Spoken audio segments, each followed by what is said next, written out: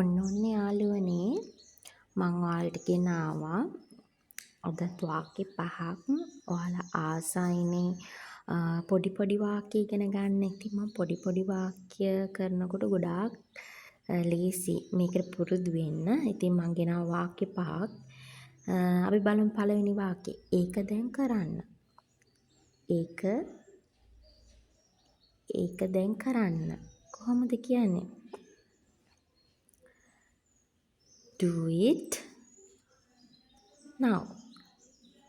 Do it now. ඒක දැන් කරන්න. Do it now. ඒක මං වෙනුවෙන්. කොහොමද කියන්නේ?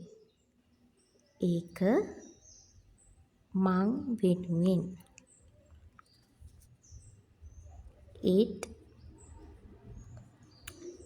is for me. It is for me. හරියටම කිව්වා. කොහොමද ඒක කියන්නේ? හරියටම කිව්වා. Well said. Well said. ඊට පස්සේ අන්න හරි. ඒක තමයි විදිය. ඒ දෙකම අදහස් වෙන වාක්‍යයක්. ඒක කොහොමද කියන්නේ? අන්න හරි. ඒක තමයි විදිය. කොහොමද කියන්නේ? That's the way. That's the way. That's the way. හරිද? ලොකු එකක්. කොහොමද ඒක කියන්නේ? ලොකු එකක්. A big one. A big one. ලොකු එකක්. හරි. අපි නැවත අපි මේ පහම උච්චාරණය කරමුකෝ. ඒක දැන් කරන්න. Do it now. ඒක මං වෙනුවෙන්. It is for me.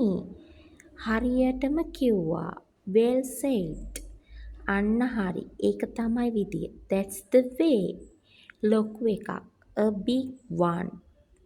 මේ වගේ වාක්‍ය ඔයා දවස ගානේ ඔයාගේ ලයිෆ් එකට ලං කරගන්න. එතකොට මේක හරියම ලේසි භාෂාවක් වෙනවා. හරි. එහෙනම් thank you.